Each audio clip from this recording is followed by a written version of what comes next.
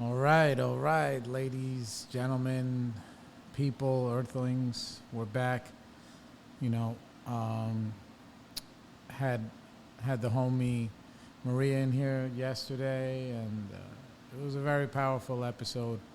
Gave me a lot of things to think about. There's been a lot of things going on that it really, you know, give me a lot to think about, and regarding what we discussed, which was we touched on a lot of things, mental health and medication and people harming themselves and who are we and who are they, and it's just always like such a touchy subject. You know, it's everybody like picks sides, and it's not easy. It's not fucking easy. Because then you gotta watch. Sometimes not even I gotta watch what I say. I gotta watch how I feel. Sometimes, because like she was talking about getting judgmental and all this other shit that happens in life, and and she's right. And to me, I don't really think. I don't know. I don't know how I feel about being judgmental. I feel like I can make judgments based on my experience and based on my opinion. I'm allowed to have an opinion, and I think we lose a lot of that now. Like nobody's allowed to have an opinion. And if you have an opinion, then, there's so much fear that people attach all of these other ideologies or whatever to your opinion. Specifically, I mean, it could be with anything, but really, especially with like mental health, and it's like everybody's got something, and everybody's taking something, and everybody's on something. And I remember when I first got sober, I went to, I was sober for like a year, and I was 24 years old, and I was losing my fucking mind. I was. I'm sorry, I'm smoking a cigar. I'm drinking some tea after a long day of work. But yeah, so I was 24 years old. I was losing my mind. I couldn't sleep good. I couldn't blah, blah, blah. And I, sought the same thing that Maria was talking about. She's like, like I learned how to ask for help in AA and in recovery and how to get help, and, how to get basically honest help. Is what I learned, and it's a tool. And it doesn't always work, like not everybody has the same experiences. But so anyway, so I go to this psychiatrist, whatever, and I start talking to the guy, and I gotta say, it didn't really go that well. I sat in his office for 10 minutes. I gave him kind of like some bullet points about what I was thinking, what I was feeling, whatever, blah, blah, blah. And he just looked at me. He's like, what you're describing is like, you're a good candidate. You might have some bipolar disorder. Bipolar, I think, he just said bipolar. I didn't, later on I learned about, hey, what's bipolar 1 and what's bipolar 2 and all this other shit. And he's like, we should get you on some medication right away. And I was shocked. I was shocked. I wasn't surprised. I didn't really know what to think at the time, but I was just like, oh, whatever, whatever. I've been addicted to the life, which revolved around drugs and alcohol and ego and money and women and pain and destruction and sadness and whatever. Just that whole life. I was, I didn't know any other way. So anyway, so the guy tells me that kind of stuff, and I don't know if I believe him or not, or I don't believe him or whatever. But something inside of me, and then I go home, and at the time I was living with somebody, and I told them about it and whatever, and I don't know who suggested it, or maybe it was intuition. I don't want to take all the credit, even though I love taking all the credit. But I get the results, right? So whatever. Anyway, I went to get a second opinion. I was like, let me get a second opinion. And at the time, I was living in Park Slope, and I was like a yuppie, you know, to some degree. Well, I was like a yuppie. I was a young kid who was making, who was making a living, you know, working in Manhattan, downtown, Wall Street, and whatever. I was part of that wave that kind of hit that neighborhood. I was living in like Windsor Terrace, Park Slope area on 16th Street. It was a nice apartment. I didn't know how fortunate I was to live right down the street from the train, around the corner from the park, and around the corner from a movie theater, but here we are. So I go, and I don't know how I found a therapist or whatever, but I found somebody. It might have been online. Maybe I did it like in network or something. To be honest, I don't know. And I gotta say that I got very lucky. This lady had her little practice. It was a few blocks from my house. And yeah, I went and I sat down with her, and by the stroke of, and I was like, listen, I told this guy that, like, you know, sometimes I'm angry, sometimes I'm sad, and it goes on for days, both at a time, and, you know, it's like I'm lost. I don't know what to do. Yeah, I have a sponsor. I'm working steps. I'm in a program. I'm going to meetings. I'm still like an amazing, I'm like a prick. I'm dry. Even though I have like the quote unquote the solution, but without practical application of the program in my life, I was just dry. I was without my baba, and I had pacified all of this pain, I guess, you know, with all of that stuff. You know, I never grew to learn how to learn how to manage life and learn how to deal with life. And to me, you know, that's really what, you know, everybody has their own definition of what an addict is, what an alcoholic is, whether it's food or whether it's drugs specifically, whether alcohol or, you know, and that kind of stuff. And, you know, for me, it's not that somebody can't stop drinking. That's a very big part of it. That is the physical part of this disease, which is that, you know, your body, what I learned in recovery, your body does not break down and digest alcohol the same way as somebody else. Oh, my cigar went out. Probably better for me. Yeah, it doesn't. So it's like, alcohol, you know, acts like a stimulant for me, where a normal person, it's a depressant in the sense of,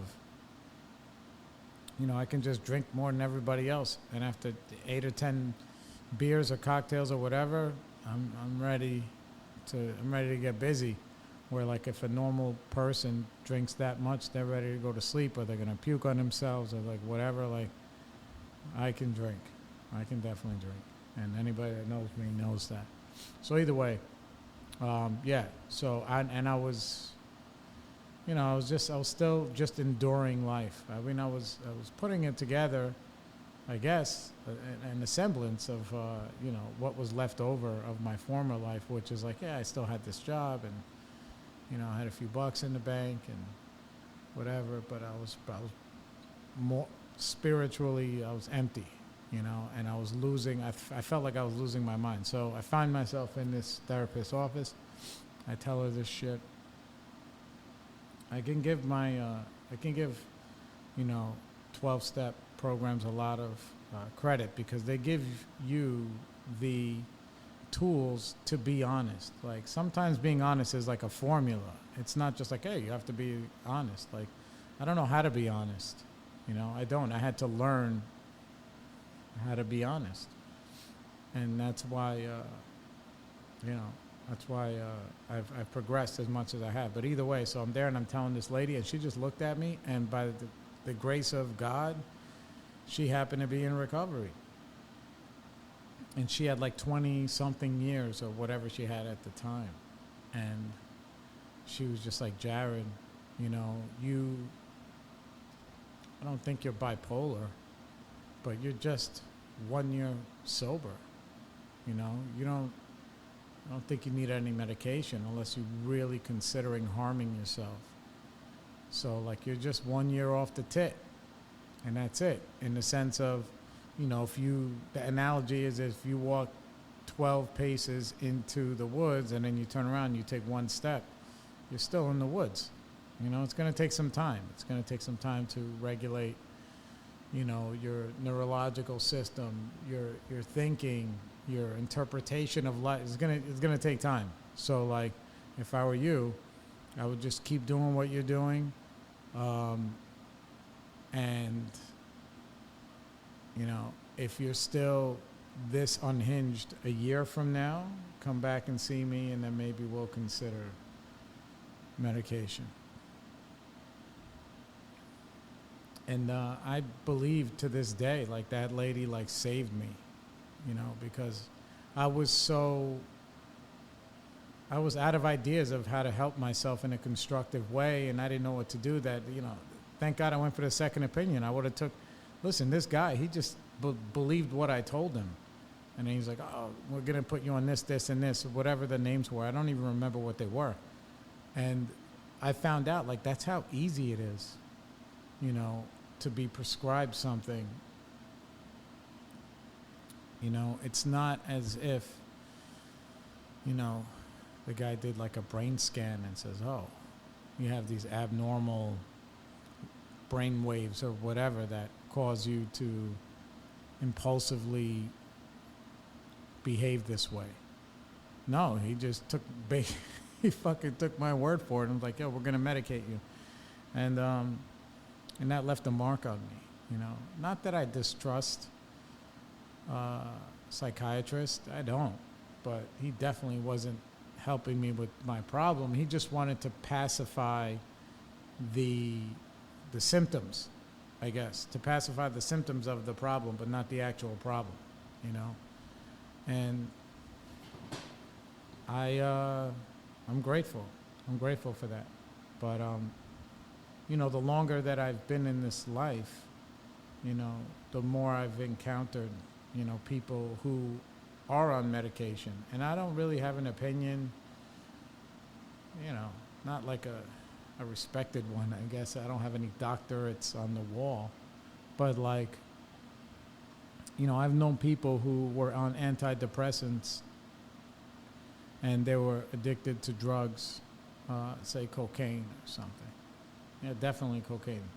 And then they try to get off the antidepressants. They're like, okay, well, I was on antidepressants, I was using drugs, I was using alcohol, now I'm cleaning up my life and I want to do this kind of stuff. And like basically what it was doing, it was like the antidepressants were just creating this veil between them and reality. Now, I'm not talking about, you know, medication that left somebody like slugging around and drooling on themselves or whatever. I'm just whatever. And then they stopped taking the medication, and all of that, the floodgates just like hit them. Like it was just basically holding this stuff at bay. And then they struggled. And then they were like, listen, I'm going to go back on the antidepressants. And that's what they did. And I don't really have a judgment against them. I mean, look, they're living in their own body, and they got to make a deal with themselves and with their higher power and with God and with the rest of the world.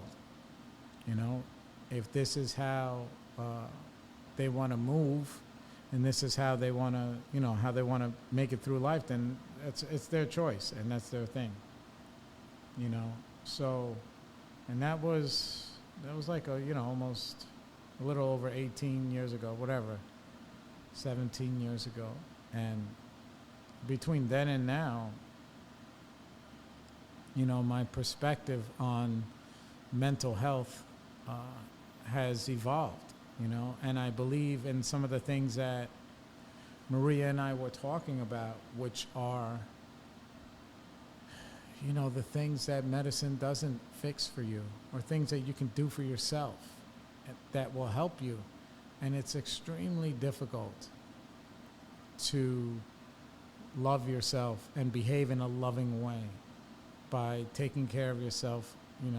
We talk about physically, right? Physically, because, exercise or just breaking a sweat, I know from what I've read that it releases endorphins, and it makes you feel better. And it sucks until you break a sweat, and then, it's like me in my exercise classes. When I go, I try to go at like 6 a.m. I call myself like a 6 a.m. savage. It's 45-minute HIIT class, and it's freaking brutal. It's exactly what it sounds like. It's brutal until I break that first sweat. So the hardest part is kicking my ass out of bed and getting myself over there. But once I get there at 6 a.m., and then probably by 6:20, I'm like really sweating, like dripping sweating, then I'm in heaven, then I'm in heaven. I'm feeling good that I defeated, for the time, that wall of, whatever it is. Maybe it's fear, maybe it's something else, I don't know. But like I've proven to myself that I can get out of my comfort zone as early as I can during the day. And then it allows me to, I can just say that like my days are better when I do that as early as possible, and, and it's a longer lasting thing. It's a longer lasting feeling when I do that versus, if I get up in the morning and I don't do those things and I just start my day, then typically, I'll caffeinate myself to like a temporary hum of that same feeling. But it's like, then I just have to keep feeding myself caffeine, throughout the day in order to maintain that. And, that's one of the things that's in our control, is like, everybody can exercise. Even if you just go for a walk, you just do something. Do push-ups. If you got to do 5 push-ups, you do start with 1 or whatever, I do the classes because the camaraderie helps me. I don't like to feel like, sometimes I like the alone feeling, like when I'm just jogging or running by myself, that like, I am not going to stop, and I got to listen to all of the motivational stuff, like on YouTube with like, whatever. It could be The Rock, Goggins, Conor McGregor, Jocko, like all of that stuff works for me because it allows me to not listen to myself that tells me that, that I don't have to do that stuff. And I don't have to do it for my life doesn't depend on it, but the joy in my life depends on it. My comfort level depends on exercise and diet. And I go off the rails all the time. I'm not like a super strict guy, and every day it's not like a battle, but it's a challenge, and I enjoy the challenge. So like, maybe I do need medication. I don't know. I've been a prick most of my life, meaning that like, 80% of my thoughts, up until the last maybe few years, have really been prickish, self-centered.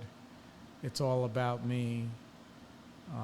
Look at the great I am, and you don't know how bad I've had it, and all of these other stories that justify my attitude towards everybody,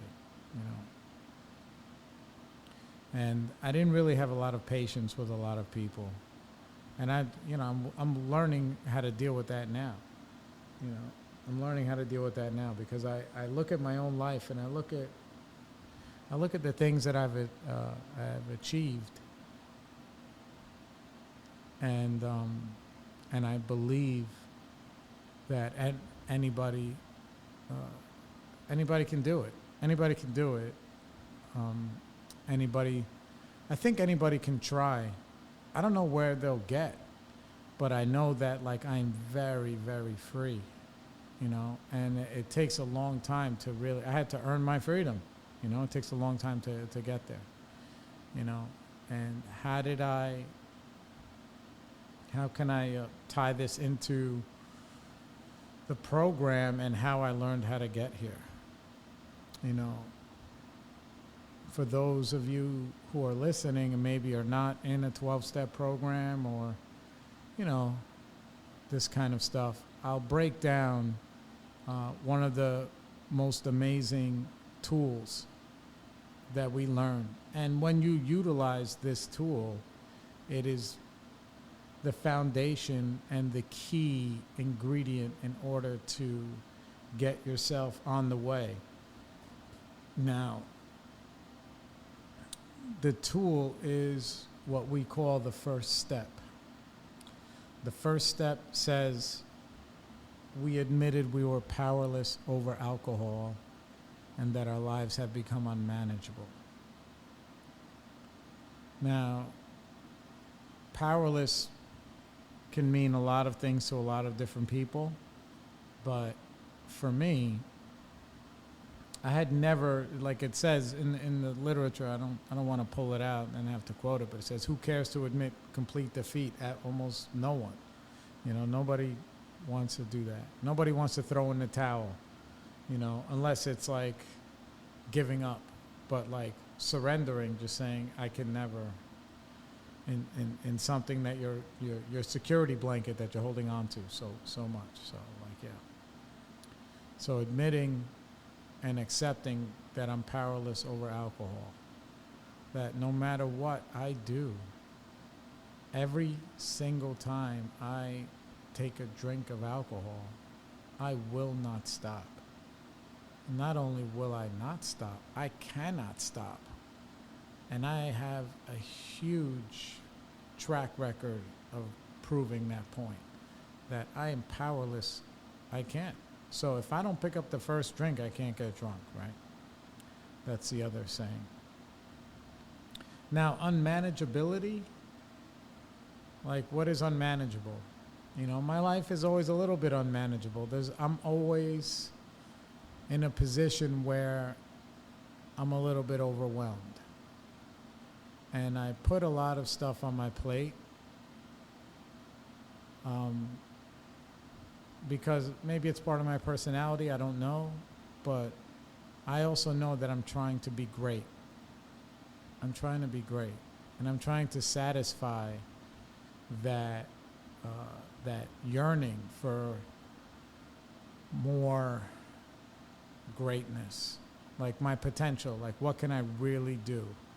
What can I really do? So I don't know about, so that level of unmanageability, like there's always a little bit. In the beginning, it wasn't that it wasn't unmanageable to that degree, but I always talk about, when I share specifically about the first step, that I'd love to replace unmanageable with unbearable. Like the pain of me holding on to the controls and not letting go was unbearable. And I've felt that way with alcohol and drugs, with the needing to control people and outcomes and my life and my everything. Like, you know, that need to control, you know. And it always bothered, like, if they would only listen.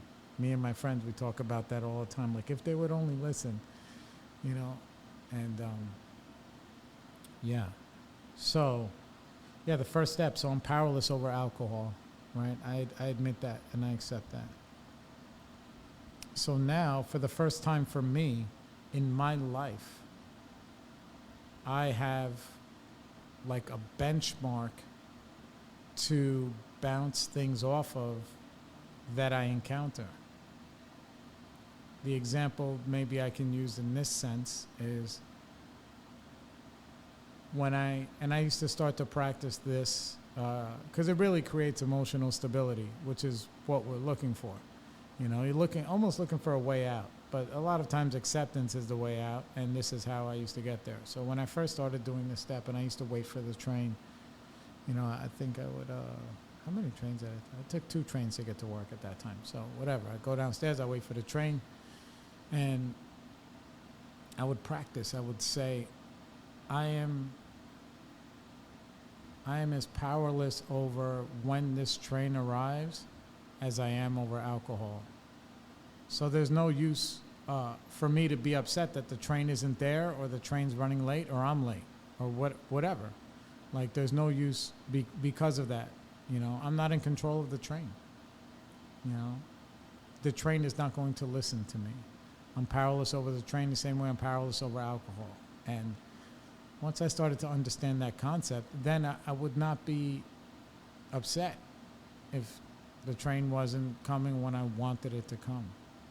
I'd just be like, okay, well, I'm powerless over this, same way I'm powerless over alcohol.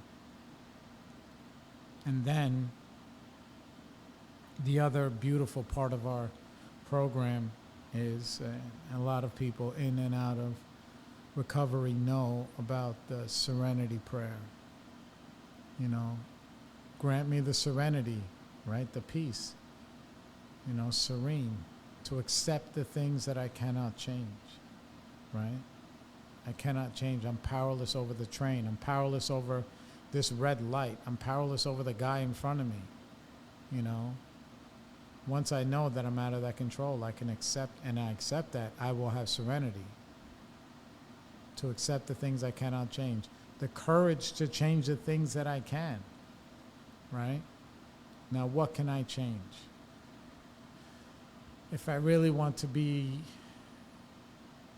at ease when I get to that platform, I can make sure that I wake up early enough to leave on time, and those things I can change.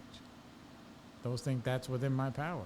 That's what's on my side of the street. That is what's in my control, my actions. The wisdom to know the difference is where do I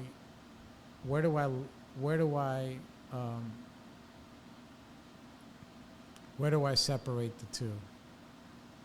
Where do I separate the two? I can really only control my behavior. Even when I can't control my thinking, even when I can't control my attitude, even when I can't control my emotions, I can learn how to behave differently. And the more and more that I practice that different behavior, the better I feel. There's a saying that my first sponsor used to use all the time. He used to say, move a muscle, change a thought. And I was like, what the hell does that mean? But he's like, you can act your way into right thinking and right feeling by taking action. Like I said, by waking up earlier, by going to that exercise class, by I cannot, sometimes I have to pray for strength to do it, or sometimes I just have to slap myself in the face and do it, or sometimes I have to remember the pain of not doing it and what that led to, which was me dragging my ass emotionally throughout the day. And it didn't matter how much, if I made money that day or whatever, or other things that were falling into place. Maybe that's luck. Or maybe that's part of the day that was in the cards for me, I don't know. But I do know this, that my day will be better when I take those actions in the morning, as early as I can. And I get up early, and my morning routine now is very simple. First thing I do, I get up now, all this time in this life, I get up now with gratitude. I get up and I'm grateful. I'm sleeping next to a person that I'm lucky is still around. Given my views on on other human beings, I'm lucky she's still there.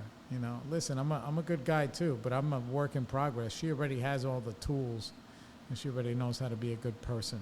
I say this all the time that.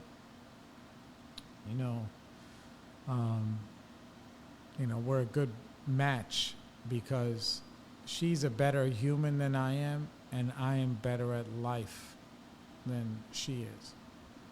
And that's what makes it work. That's what makes it work. And I need a lot of help. So if I get up in the morning, I'm grateful. I can like, oof, look at this thing.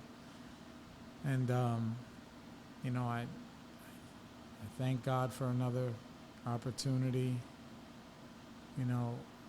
where my life is today, from being lost in that psychiatrist's office to like now, where I know how to take these actions to trick myself into feeling better. And it takes some time. So I get up and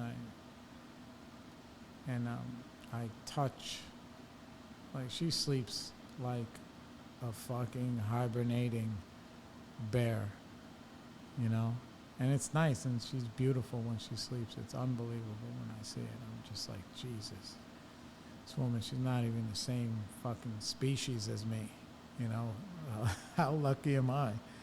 And I touch her skin, like on her arm or her hand. It doesn't wake her or anything. And I thank God for her, I thank God for her patience. I thank God for her, all of the good things about her, all of her shortcomings. I just thank God that, I have someone, and I have this love, and I have this life, And then I get up and I go into the kitchen. Everybody's still sleeping. Maybe it's 5 o'clock. Sometimes maybe it's 6 if I'm not going to the class or whatever. And I clean the kitchen. And she does most of the cooking, and she serves up unbelievable meals. Any day that we're not ordering and she's cooking, we are living high on the hog in my home. She is an amazing cook. I'm pretty good too. I mean, she makes all of the Spanish food. I do like white boy stuff like steaks and burgers and whatever. But she's an amazing cook, and I'm very lucky. But she cooks Italian food. Either way, so like my deal was like, for a long time I was like frustrated because she would cook and nobody would clean up after her. I would be mad that she wouldn't, that the kids wouldn't do it or whatever, and I would fight with them. And I remember I was talking with my sponsor. He's like, bro, why don't you just, if you want the kitchen to be clean, then you need to get up and clean the fucking kitchen. Instead of just trying to control everybody with your, finger pointing and saying, how could you, we have a dishwasher. There should never be a dirty dish in the sink. You rinse it, you put it in the dishwasher, and guess what? It stays clean. That's what I say to myself in my mind. And they do not comply. Of course not. So what do I have to do? I have to take it into my own hands. So the unwritten rule the last few years in my home is that I will clean up the kitchen every day in the morning, and that way when she gets up and throughout the day when she's planning our next meal, she gets to start with a fresh, clean kitchen. And initially I was doing this for myself, like if I don't do it, nobody's gonna do it, blah blah blah, right? And I have other kids in the house that are completely capable, and whatever, they're kids, so they ain't gonna clean up after themselves. And me yelling and barking at them and is not gonna help the situation. So, and I wasn't cleaning up after myself that much either, Even if I did, I wouldn't clean up after them. But in my mind, I was like, well, look, I'm paying the bills, blah, blah, blah, blah, blah. So nonsense, So I started, I had to accept the things I cannot change. They're not putting the dishes in the dishwasher. And I had to have courage, It took me a while to throw in the towel on that. And so it started out so I have a clean kitchen. So it was still all about me. And then it turned into, it evolved into I'm giving to my partner. This is my way of saying thank you for everything that you do as far as the culinary, whatever. Yeah. So the kitchen is clean every morning for her. And it makes me feel good that I can do that for her. It's not even about me anymore. But that started by me making it about me, you know. And a lot of times that's how it happens for me. I have to trick myself into being good to others by making it about me, you know, initially.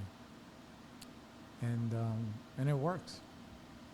It works. I mean, the worst case scenario, regardless of the motivation, is that she gets up to a clean kitchen every day, and that's one less thing that she has to do, you know, and that makes me feel good about who I am, you know. So how does that tie into all the other babble? I don't know. But I know that, like, maybe, you know, I worked that first step in that powerlessness on all areas of my life. And I exhaust all of my own efforts. And to this point, even though I'm a little bit, I can get a little antsy or edgy or whatever. I can get a little human, but I haven't had the need to take medication. And that's my experience with that.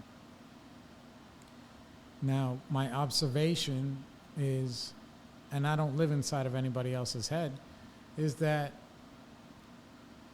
you know, I don't want to become so reliant on something that when they take it away, I just crumble. You know, it's like, I don't want to use the word crutch, but like, there's plenty of people who take medication that I know and do nothing else. They're just like apathetic, like, well, the medication is keeping me from jumping off the roof today, and that's all I got, you know? And I've proven to myself how capable I am. And I just believe that everybody else, given the opportunity and given the environment, are equally as capable. My kids, people that I see in and out of the rooms, people that I see who are struggling. And sometimes I find myself like getting a little bit preachy. I'll say, listen, what are things that we can do to better in our control? Now, similar to what Maria was saying, and like I said, there's other people who are close to me that I know that, you know, that take medication, they fucking need it. Like, they don't have medication, it's like a chemical thing.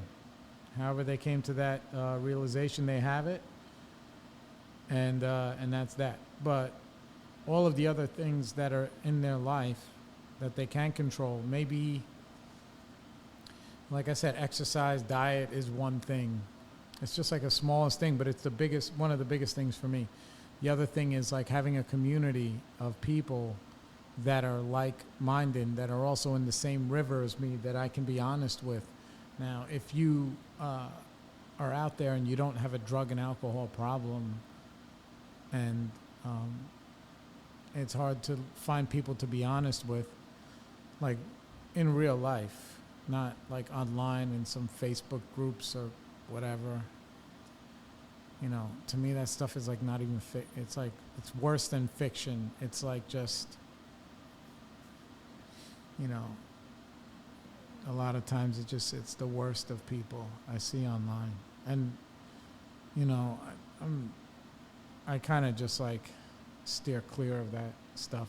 Periodically I kick the hornet's nest, but like the shit that I see people online, you know, they're, you know, just throwing out all of their judgments and all of their things. And, and they're not very helpful, which is what I want this thing to do. So find a community, and maybe this podcast can help with that. If you know somebody who is an addict or an alcoholic, you can go to Al-Anon meetings if you like. And that's really an incredible program. It really is, because you'll get to do the same. You'll have the opportunity to be in an environment with people who are doing the 12-step work, where you're learning about, similar to what I just talked about like practical application, the powerlessness over, with Al-Anon, maybe it's you're powerless over your mom or your coworker or your partner or whatever, and then you start to learn how to take ownership of your own life, and then you start to build the life that you want, that is not dependent on somebody else or something else, that's dragging you down, your need to control. And you learn how to accept, and you control your own behavior, and you are not alone. So Al-Anon is open to everybody. You can just say, hey, my cousin's an alcoholic, and that's my qualifier. You can say that I'm your qualifier, and that's fine too. But yeah, it's like with people, sometimes they never reach that point of desperation. They just endure all that pain where they're willing to try and do something different. And the best part about 12-step programs, or maybe group therapy or something, well, the best part about 12-step programs is like they're anonymous. You can go in there, you don't even have to give them your real name, and you can let fly in a room. I've done that. I've gone to meetings where I had shit on my chest that things that I've done, or maybe things that people have done to me that I needed to get off my chest. And I've gone to a meeting, I've raised my hand, I sprayed the meeting with my stuff. You can use a fake name, and when the meeting's done, you never have to go back there again. And that's nice. It's really nice, and nobody will judge you if you never come back, and that's what's beautiful, I mean, obviously try to be compliant when you go into those spaces, or try to be respectful, whatever the rules are, but, the thing is about that ownership of your life, it gives you a lot of the things that we run from, which is accountability. One thing that I really hone in on is, and this I believe all the way into my core, like it's a fact for me, and I spit this kind of stuff out to people all the time, and people laugh with identification because it's true. It's like a lot of times we are not as sick as we want to be. We really want there to be no answer, or there no help for us, or there no, like, all of these things. We want that crutch or that excuse. Oh no, you don't understand. I have this, this, and this. Or like I've heard like a whole litany of like, when you're raising kids and they're teenagers and they're young adults, like you learn all of this language, where somebody's like, oh, well, my kid has ADD, then ADHD, then what is it, BPD? Borderline personality disorder, something like that, and like all of these acronyms, where I think looking back and then seeing how long it's taking me to grow up and to learn how to be empathetic and to learn how to be considerate of other people, and all of these like adulting things that actually make me feel comfortable in my own skin. Thinking about like these people that, a teenage person, they're uncomfortable, and they have puberty and, all of this, it's like a chemical bomb going off in their body. They can't control their emotions. They're impulsive. they, now they have social media. Like me, I wanted to fit in with people on the corner or in the neighborhood, or who was getting the hottest girls and who was blah blah blah. Like, I don't. It's funny because like I was laughing about this in the, when you have people in the rooms, and they always say the same shit. Always like, oh, well, I just had this feeling in my life, that I just never fit in. And like I raised my hand maybe a few weeks ago, and I was just like, I don't know anybody walking this earth that ever feels or felt that they fit in when they were a kid or when they were growing up. Maybe they didn't take it to the extreme that we did by getting, fucked up and doing all these other things in order to get that feeling of acceptance. Because all we really wanted to do was just matter. We wanted, I just wanted to matter to somebody, and I wanted to turn down the noise in my head. So I think that the noise is just a part of regular life. And the longer we pacify that with like, destructive things, whether it's, it doesn't have to be drugs, and it could be anything. Just the more we prolong dealing with it and facing it head on, the more we stunt our own growth, and the more we live in this cycle that perpetuates those voices and those things. Because if I'm not willing to be honest with myself and with somebody else, and to learn how to grow and learn how to, see other people as humans, I'm going to stay in that. All of that shit that's in my mind is actually going to be my real life. And then it'll be true. A self-fulfilling, prophecy, whatever they want to call it. And that's what happens. So, but you can change that. I changed it. Like, in one sense, like I feel in a way that people who've been with me along this journey, they've seen and they've witnessed and they've been a part of that evolution where, like, straight up, like when I have my friends and the people close to me on the program where we can just talk for real, or even when I'm talking for real now, like I have only, thought of myself as, part of, society in a loving way for maybe, I'm 42, maybe I was 37, 38. I started turning this corner because like I didn't even look at the people in my life as I didn't treat them as humans. Whether the woman that I'm sitting here talking all this lovely shit about, trust me, like whatever. I'm not going to say that I was abusive to some degree, but I was abusive with I never put my hands on her or anything like that, but just my energy and my attitude and my behavior. Like, I didn't just look at her as less than me. I looked at everybody as less than me. Look at what I've done. Look at what I do for you. Look at who I am. Look at where I came from. Look at. And it's just like,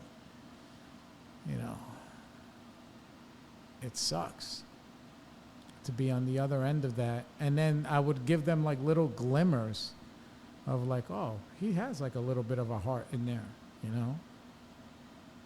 And that's what I mean. I'm grateful for her patience. But, enough of, enough instances of me just like kind of stepping over the line in that way and realizing that this person is, sacrificing a little bit of their integrity to even endure that. And I, guilt, shame, and remorse. Somebody that I love more than I can even express. And that I was the source of, I was that part of that pain for them. Now, they have all their own pains and whatever, but that are aside from me. But there's no way I should, really who am I to add to that? You know, maybe my role is to just alleviate some of that without my incessant demands for perfection from them, you know, and I just want, you know, the alcoholic saying is, you know, justice for them and mercy for us. So they have to be perfect, and me, I get to be human. And I had to do a lot of work with my former. I'm on my third sponsor. The only reason why I have the third one is because the second one moved to Florida, and he used to be like, you know, it's funny because he's around now, but he used to, he's like straight up and down, no special effects. He would say shit to me like this, like, Jared, you know, you love the kids? And I'm like, yeah, of course, I love them. It's like, so the best thing you could do, then maybe you shouldn't disrespect their mother. And I would be like, God damn, man, I can't believe he said that. Because it's true. It's true, man. And it doesn't mean I'm perfect, but I am striving against my own selfish intuitions of self-preservation and protecting myself to be a lot more giving. And even when I turned this corner, it was very slow, and I had claw marks on everything that I was letting go of and learning how to forgive them. Like when people say, oh, you know, when you practice forgiving, you got to learn how to forgive yourself. Go fuck your mother. No, you need to forgive other people. That's what you need to do. You know, you give yourself a pass or whatever, however you want to do it. But I am a big source of the difficulties that I've had in my life. And I can blame them on alcohol and drugs and my crazy dad and my Puerto Rican mom and my crazy cousins and all that. I can do all of that. But none of that was around the last 15 years or 14 years when I was just, I didn't have drugs or alcohol to blame it on. I wasn't living in my parents' house. You know, it was just me. And I had to face myself. And I wasn't ready till I was ready. I wasn't ready till I was ready. And I left a lot of wreckage, emotional wreckage, you know. You know, the joke that I say, and I say it joking just so I can kind of, when I'm being real with myself, is that, you know, if I left, or if my woman left me now, or if we were not together, however that would happen, she would be the first person that I ever left that was in better shape than when I got there. Everybody else, oof, I just mangled them. And I'm sure they're in therapist office now, or at some point be like, dude, that guy Jared, he ended up being a piece of shit. And they are 100% right. I had, again, glimmers of, you know, but that's part of my personality, that, you know, I can put on a show, and I can act believable, and I can act sincere. And who would have thought that me